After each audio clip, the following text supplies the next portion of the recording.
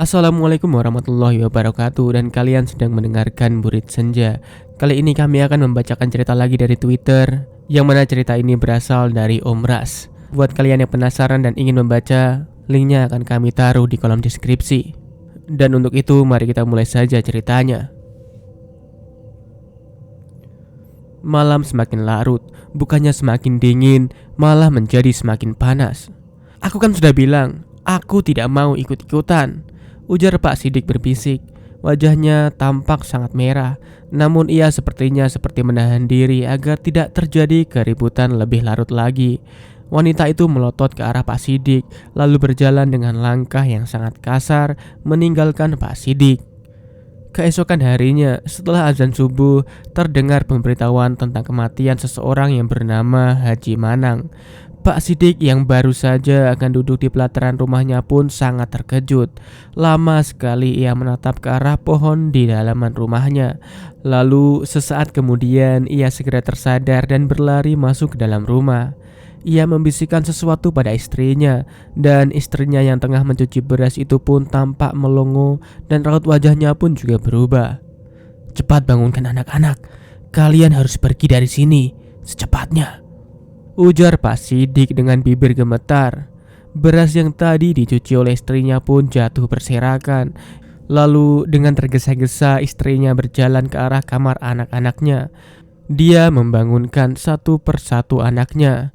Saat mereka sudah siap, Pak Sidik langsung menyuruh anak dan istrinya untuk segera pergi. "Lalu, kamu bagaimana, Bah?" tanya istrinya. "Kamu jangan khawatir, aku akan segera menyusul kalian. Cepatlah, bawa anak-anak itu pergi ke kota. Ini uang tabunganku, bawa saja. Insya Allah cukup untuk kalian bertahan hidup selama sebulan di kota," ujar Pak Sidik seraya menatap wajah anak dan istrinya bergantian. Saat akan pergi, anak-anaknya kembali menatap ayah mereka, namun langsung ditarik oleh ibunya agar cepat meninggalkan rumah tersebut. 2 bulan pun berlalu, namun Pak Sidik tak pernah datang menyusul anak dan istrinya ke kota. Uang tabungan mereka sudah lama habis, dan sekarang istrinya terpaksa harus menjadi kuli di sebuah pasar. Untungnya Bu Sidik tidak kalah kuat bila dibandingkan dengan kuli-kuli yang ada di pasar itu. Sementara 3 anaknya tak pernah ia izinkan membantunya, dikarenakan anak-anak tersebut pada waktu itu masih kecil. Yang paling tua masih berusia 14 tahun, yang kedua berusia 11 tahun, dan adik bontot mereka berusia 6 tahun lebih sedikit. Bertahun-tahun berlalu, berkat kegigihan ibunya, kini mereka sudah mempunyai toko sendiri dan juga tempat tinggal yang cukup layak meski tak terlalu besar. Usia si sulung sudah menginjak 23 tahun sekarang. Kini dia juga sudah bekerja di sebuah pabrik bersama dengan adiknya. Kita sebut saja namanya Rifat dan Rifan. Sementara adik mereka yang perempuan membantu ibu mereka di toko. Pada suatu hari saat mereka sedang berkumpul, Rifat mulai mengalihkan pembicaraan mereka dengan menanyakan tentang mengapa mereka harus pindah ke kota, mengapa mereka tidak hidup bersama ayah mereka. Ya, awalnya ibu mereka tidak ingin menceritakan hal tersebut, namun karena ia terus didesak oleh kedua pemuda itu, akhirnya sang ibu pun menceritakan apa yang terjadi pada waktu itu. "Dulu ayahmu sebelum menikah dengan ibu, ia merupakan salah seorang anggota penganut aliran sesat. Tak satu pun orang di desa itu tahu akan hal itu, karena mereka sangat pintar dalam menyembunyikan rahasia mereka. Mereka membujuk satu persatu warga di desa itu agar mau ikut dan percaya dengan apa yang mereka anut. Jika iman orang itu kuat, aliran sesat tersebut tak segan-segan untuk membunuh orang beriman tersebut agar rahasia mereka tidak terbongkar. Namun ayahmu mulai berubah sejak dia mengenalku. Ayahmu jatuh cinta padaku dan akhirnya ia mulai belajar tentang Islam dan memutuskan untuk keluar dari anggota pengikut aliran sesat tersebut. Ia berjanji atas nama kita semua, ia tak akan pernah membuka mulut tentang siapa mereka. Dan jika janji itu dilanggar, maka kita semua akan dilenyapkan. Namun sudah berpuluh tahun sejak ayahmu keluar dari aliran tersebut, mereka terus saja mengusik kita, nak. Mereka terus saja menemui ayahmu. Lalu kakekmu yang curiga pun langsung mengikuti mereka saat mereka mengajak ayahmu bertemu di luar desa. Namun naas nak, 2 hari setelah kakekmu menceritakan kejadian tersebut, ia meninggal dengan cara yang tidak wajar. Ujar sang ibu dengan isak tangis. Sungguh berat mengingat kembali kejadian-kejadian tersebut. Aku tidak menyangka kalau itu benar-benar ada, ujar Rifan tak percaya. Lalu mengapa saat itu kita harus pindah subuh-subuh, Bu? Tanya Rifat. Bu Sidik pun kemudian menarik nafas panjang, lalu menghapus pelan air matanya. Sebelum kita mendadak pindah, nak, ayahmu sudah didatangi oleh bibimu yang ternyata sudah ikut bergabung dengan kelompok tersebut. Ia mengajak ayahmu untuk kembali bergabung dan rela menyerahkan kalian untuk dididik oleh mereka. Dan juga mengatakan kalau tinggal 7 keluarga lagi yang belum bergabung dengan mereka, termasuk keluarga kita, nak. Namun ayahmu dengan keras menolak. Ia tetap tidak mau jika harus ikut kelompok tersebut. Dan keesokan harinya, salah satu dari kepala keluarga yang kemungkinan menolak untuk bergabung, yaitu Haji Nanang pun dikabarkan meninggal. Dan itu tentu saja membuat ayahmu takut. Ia takut akan nasib kita. Makanya ia menyuruh kita untuk segera pergi dari rumah itu. Sementara ia berpura-pura untuk tetap tinggal di sana. Dan setelah kita pindah, aku tak tahu lagi, nak, apakah ayahmu sekarang masih selamat atau... Ucap sang ibu tercekat. Rifat hanya menghela nafas sekarang. Pikirannya melayang-layang. Sementara itu, Rifan masih terlihat sama sekali tidak percaya dengan apa yang baru saja didengarnya. Apa cerita yang ibu ceritakan itu benar? Tanya Rifan. Aku tidak yakin, nak. Meski tak ada seorang pun yang tahu selain kelompok mereka, namun aku yakin yang diceritakan ayahmu dan juga kakekmu itu benar adanya. Bahkan saudara-saudaraku pun juga ikut di dalamnya, jawab Bu Sidik dengan sedikit lirih. Lalu Bu Sidik bangun dari tempat duduknya dan berkata, "Kalian mau makan apa sekarang?" "Ibu mau masak nih," ujar Bu Sidik mengalihkan pembicaraan. Hari-hari pun berlalu. Cerita tersebut sepertinya masih teringat dalam pikiran Rifat. Pada suatu hari ketika ibunya sedang memasak, Rifat berkata, "Aku ingin pulang, Bu. Aku ingin menjemput Abah." Bu Sidik terdiam. Ia sama sekali tidak menanggapi perkataan anaknya tersebut. Tapi rupanya meski tak digubris ibunya, Rifat sudah siap dengan barang bawaan serta tekadnya yang kuat untuk menjemput ayahnya. Dan di luar, Rifan juga sudah siap untuk menunggu Rifat. Melihat keseriusan anak-anaknya, Bu Sidik langsung menggeleng kepala. Tidak, kalian jangan kesana lagi. Ayah kalian menyuruhku untuk membawa kalian semua ke sini agar kalian bisa bersembunyi. Tapi sekarang kalian malah mau pergi ke sana? Hah? Bentak sang ibu. Namun Rifat dan juga Rifan yang sudah tumbuh besar langsung berusaha membantah. Lalu apakah ibu tak pernah sekalipun memikirkan bagaimana nasib ayah? Kita bahkan sekarang tidak tahu kondisinya seperti apa, Bu, ujar Rifat. Bu Sidik hanya terdiam. Air matanya mulai menetes. Percayalah, Bu, aku dan Rifan akan baik-baik saja. Kami hanya ingin menjemput Abah, Bu, agar kita bisa berkumpul lagi seperti dulu, ucap Rifat. Dan kami akan tetap berangkat dengan atau tanpa izin ibu, lanjut Rifat, membuat ibunya semakin sedih. Kini saut bersautan dari anak dan ibu itu membuat suasana menjadi hening. Dan sekian lama terdiam, akhirnya Bu Sidik pun mengizinkan dengan syarat mereka harus berpura-pura sebagai orang lain jika sudah sampai di sana. Itu tidak masalah, Bu, karena kami sudah mempersiapkan semuanya dengan baik. Ibu hanya perlu berdoa dari sini. Itu sudah cukup bagi kami, ucap Rifat. Namun saat mengantarkan kedua anaknya pergi, Bu Sidik sepertinya tak mau melepaskan pegangan tangan dari Rifat dan Rifan. Bu, kami pasti akan kembali, ujar Rifat seraya melepaskan tangan ibunya. Kalian harus saling menjaga, nak. Aku terus berdoa kepada Allah agar kalian semua selamat, ujar sang ibu yang kemudian bergantian menciumi anak-anaknya. Kini seminggu telah berlalu Rifat dan Rifan baru sampai di desa itu. Mereka mengalami keterlambatan dari waktu yang sudah diharuskan karena sebelumnya mereka mengalami suatu gangguan di perjalanan. Saat sedang berjalan, keduanya berpapasan dengan salah satu warga. Dan setelah mengucap salam dan memperkenalkan diri, keduanya pun diantar ke rumah kepala desa. Di rumah kepala desa, mereka berdua disambut dengan sangat baik dan hangat. Mereka juga disuguhi berbagai macam makanan khas dari desa tersebut. Jadi kami akan survei lokasi dulu ya Pak. Mungkin kami butuh beberapa waktu, sekitar 1 mingguan lah untuk itu.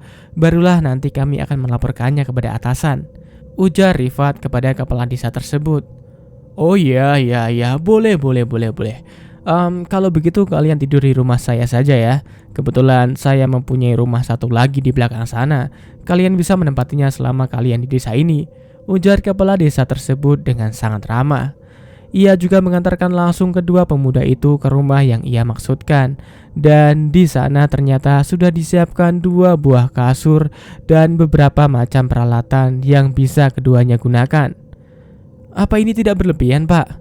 Tanya Rifat mulai sungkan dengan kebaikan dan keramah tamahan Pak Kades tersebut. Ah, tidak kok, santai saja. Kalian kan akan membantu memajukan desa kami, jadi kalian harus diperlakukan dengan baik, mempunyai ruangan istirahat yang nyaman dan juga ruangan untuk bekerja dengan tenang. Pasti bisa membantu kan? Ucap Pak Kades. Ya sudah, sekarang kalian beristirahatlah ya. Besok saya akan mengajak kalian ke lokasinya. Lanjut Pak Kades sembari melangkah keluar. Sepeninggal Pak Kades, Rifan mulai membanding-bandingkannya dengan cerita ibunya. Wajar kan kalau aku tak percaya, karena memang orang-orang di sini sama sekali tak satu pun yang sama dengan apa yang ibu ceritakan, ujar Rifan. Van, fokus dengan niat awal kita.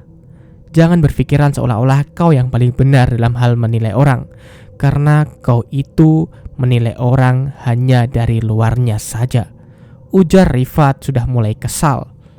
Rifan pun terdiam menghela nafas lalu menjatuhkan diri di kasur. Beberapa saat saja ia sudah terhanyut ke alam mimpi karena kasur yang ia tempati begitu empuk. Keesokan harinya, pagi-pagi sekali, Rifat sudah bangun dan mandi. Beberapa saat setelah berpakaian, anak gadis Pak Kades memanggil keduanya untuk sarapan bersama di rumahnya.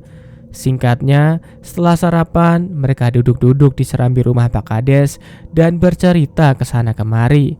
Lalu, beberapa saat kemudian, akhirnya kedua pemuda tersebut dibawa berkeliling desa. Rumah ke rumah mereka datangi, dan tibalah saat mereka melewati rumah masa kecil Rifat dan Rifan waktu itu. Rumah tersebut sekarang sudah nampak sangat tidak terurus. Rifat pun berpura-pura menuju ke rumah tersebut. Itu rumah siapa, Pak? Kenapa dikosongkan? Tanya Rifat sambil menuju ke rumah masa kecilnya itu. Oh, itu rumah milik Sidik. Semenjak istrinya kabur meninggalkannya dulu, dia jadi setengah gila dan sakit-sakitan. Lalu beberapa bulan setelahnya, dia meninggal dunia, ujar Pak Kades. Rifat hanya bisa terpaku mendengar informasi tersebut. Ia tak menyangka bahwa ayahnya kini sudah meninggal. Sore hari mereka berdua kini sudah ada di rumah singgah. Wajah Rifat terlihat sedikit lesu. Sudah tak ada harapan lagi. Lebih baik kita pulang saja ya, Van, ujar Rifat putus asa. Rifan pun mengangguk dan bersiap untuk memberesi barang-barangnya. Namun sesaat kemudian Rifat datang kembali. Kita akan tetap di sini, ujar Rifat berbisik setelah beberapa saat saja baru masuk ke dalam rumah yang mengagetkan Rifan. Bagaimana bisa dengan cepat ia berubah pikiran? Hah? Tapi tadi katanya kamu... Belum selesai Rifan berkata, Rifat langsung memotong pembicaraannya. Abah masih hidup, Van. Mereka menyembunyikannya di sebuah tempat. Kita harus menemukan Abah secepatnya, ucap Rifat. Hah? Kau yakin? Lalu apa kau tahu di mana Abah? Tanya Rifan penasaran dan juga terheran-heran. Rifat kini terduduk. Perlahan ia menggelengkan kepalanya. Maka dari itu, Van, kita harus menemukannya dalam waktu 7 hingga 8 hari ini, jawab Rifat.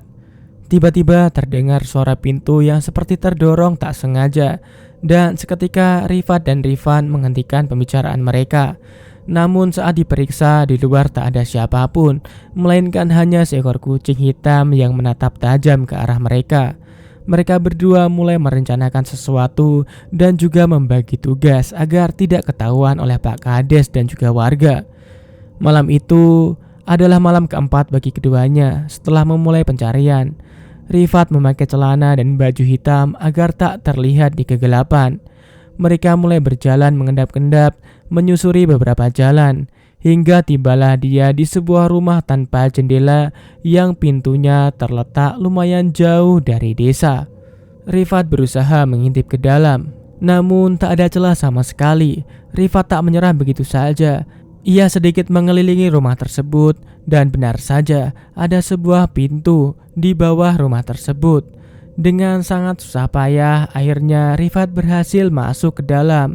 Ruangan itu berbau apek dan bercak hitam di mana-mana. Lalu tiba-tiba, bruk. Seketika gelap mulai menyelimuti penglihatannya. Dan kini ia sudah tak tahu lagi apa yang terjadi. Tiba-tiba, biur. Rasa dingin dari air yang membasahi kepala hingga tubuhnya langsung menyadarkan Rifat. Dan saat itu ia tersadar bahwa dirinya sudah terikat pada sebuah kursi kayu. Aku sudah menduga bahwa kau adalah anak Sidik yang dulu berhasil dibawa kabur oleh ibumu. Dan pada saat kau menanyakan rumah kalian waktu itu, apalagi saat aku melihat raut wajahmu ketika mendengar jawabanku tentang ayahmu, aku semakin yakin bahwa kalian adalah anak-anaknya Sidik. Ujar Pak Kades tertawa girang. Rifat berusaha untuk meronta, berusaha untuk melonggarkan ikatannya. Namun semuanya sia-sia karena ikatan tersebut sepertinya sudah diikat mati pada tubuhnya. Pikirannya pun langsung melayang. Ia takut jika Rifan disakiti oleh orang tersebut. Sepertinya ini sudah menjadi kehendaknya. Kalian kembali ke sini untuk bersama kami kembali pada apa yang seharusnya kalian sembah di sini. Ujar lelaki tersebut. Tidak, tidak. Aku tidak mau. Kalian itu orang-orang kafir. Kalian tidak punya agama. Kalian penyembah iblis. Teriak Rifat sambil meronta-ronta. Plak. Sebuah tamparan mendarat di wajah Rifat. Lelaki yang mengaku sebagai kepala desa tersebut begitu gusar dengan jawaban Rifat. Jangan pernah membandingkan aku dan kamu. Kau berkata seperti itu hanya karena kau belum pernah merasakan nikmat yang datang darinya. Jika kau sudah merasakan kenikmatan hidup yang ia berikan, aku yakin pasti kau akan mengajak semua orang untuk bergabung bersamamu. Maka dari itu, ayo ikutlah bersama kami. Ini adalah kesempatan terakhir untukmu. Ujar lelaki tua tersebut. Rifat memutar otaknya, lalu ia beristighfar dan membaca 2 kalimat syahadat di dalam hatinya. Iya, sepertinya kau benar, Pak. Aku akan ikut bersama kalian dan akan percaya dengan apa yang kalian percaya. Ujar Rifat bergetar. Ia terpaksa menjawab jawaban seperti itu karena lelaki itu sudah memegang sebuah parang panjang dan bersiap untuk menebas leher Rifat. Apakah bersungguh-sungguh dengan ucapanmu itu? Tanya Pak Kades meyakinkan dirinya. Rifat pun langsung mengangguk. Air matanya mulai merembes keluar. Ia merasa malu pada almarhum ayahnya.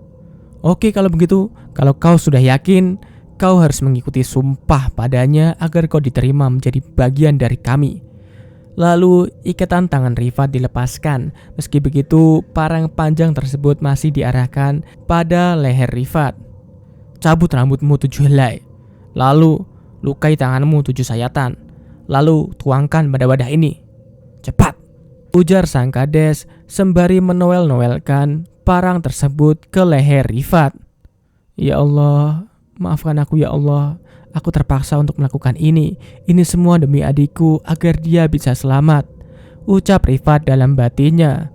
Ia mulai berdiri dan mencabut rambutnya, juga meneteskan darahnya ke dalam wadah. Rasa panas seketika menjalari tubuhnya. Apa yang kurasakan? Tanya sang kades. Rifat diam. Ia tak mengaku merasakan panas di tubuhnya tersebut karena takut salah jawab yang akan membawanya ke dalam masalah lagi. Dan ternyata si lelaki itu nampak puas mendengar jawaban Rifat. "Baiklah, ternyata kau bersungguh-sungguh dalam ucapanmu," ujar lelaki tersebut seraya membuang parangnya. Rifat kini membaca sebuah surah di dalam hatinya, berharap dia bisa mendinginkan rasa panas yang semakin menjadi-jadi dalam tubuhnya. Ia juga membaca 2 kalimat syahadat berulang-ulang, hingga tiba-tiba rasa panas tersebut mulai berkurang. "Rifat, apa kau mendengarkanku? Hah?"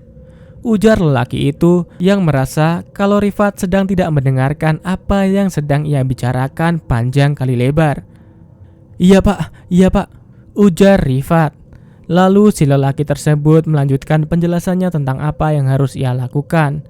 Saat orang itu lengah, Rifat langsung mengambil parang panjang tersebut dan langsung menyerang si lelaki tersebut. Sekali tebas, kepalanya langsung putus dan darah menyembur kemana-mana. Rifat sempat kaget dan hanya bisa terduduk karena ia belum pernah membunuh orang. Namun ia teringat dengan perkataan ibunya. Lalu ia pun menjilat sedikit darah yang ada di parang tersebut, hingga ia kembali sedikit lebih tenang. Tanpa pikir panjang lagi, Rifat berusaha keluar dari sana, dan setelah berhasil, ia langsung berlari ke arah rumah. Beberapa saat kemudian, ia akhirnya sampai di dekat rumah Kades. Di luar sana banyak sekali orang. Lalu dengan mengendap-endap, Rifat menuju ke rumah yang diperuntukkan untuk menginap oleh Kades sebelumnya. Singkatnya, ia sudah masuk ke dalam rumah itu. Di sana sudah kosong, tidak ada Rifan. Dan barang-barang mereka pun sudah berhamburan. "Rifan," gumam Rifat lesu. Air matanya keluar tak tertahankan lagi. Dan saat dia sudah putus asa, sebuah tangan menyentuh pundaknya.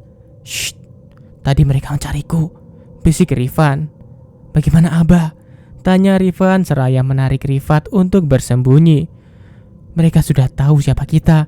Mereka sengaja menjebak kita agar tetap berada di sini," jawab Rifan pelan. Krek, suara langkah kaki memasuki rumah itu. Rifan menyilangkan jari telunjuknya di bibir, lalu menutup mulutnya dengan rapat. Begitu juga dengan Rifat. Dan beberapa saat kemudian, suara langkah kaki itu pun kembali keluar.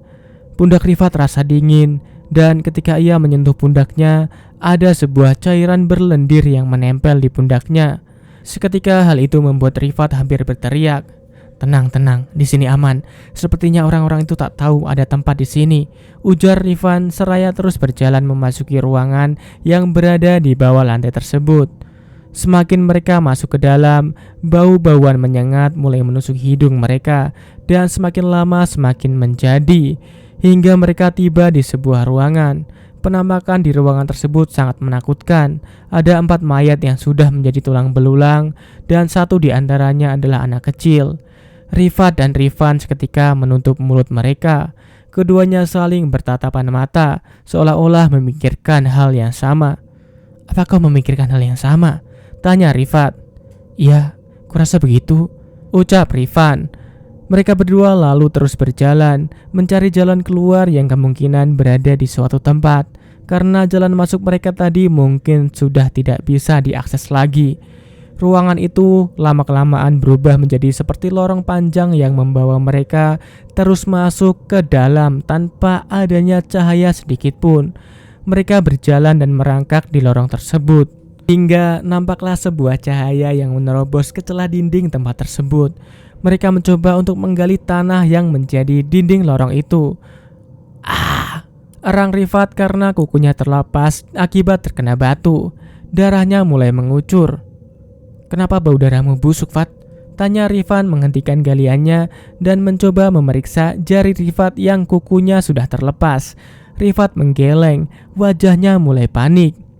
"Sudah, kamu tenang saja.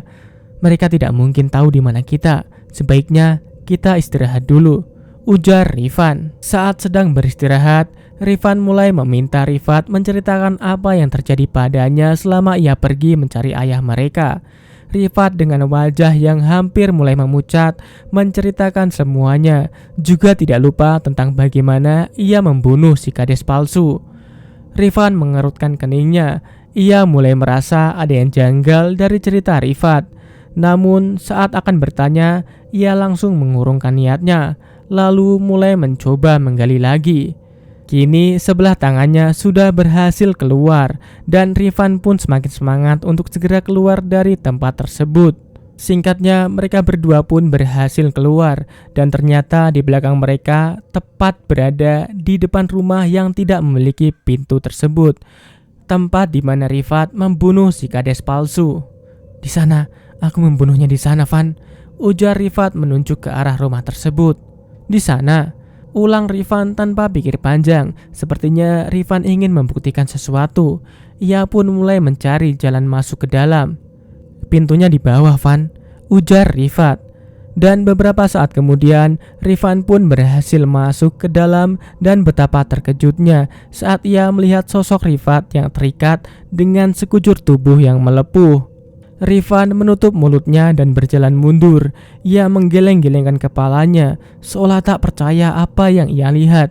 Ia juga terus membuka tutup matanya, berharap sosok itu menghilang. Namun untuk kesekian kalinya, walaupun matanya sudah terbuka dan tertutup berulang kali, sosok itu tetap ada. "Tidak, ini pasti tidak nyata. Tidak," ujar Rifan meyakinkan dirinya sendiri, lalu menarik napas panjang dan berusaha untuk keluar dari tempat itu.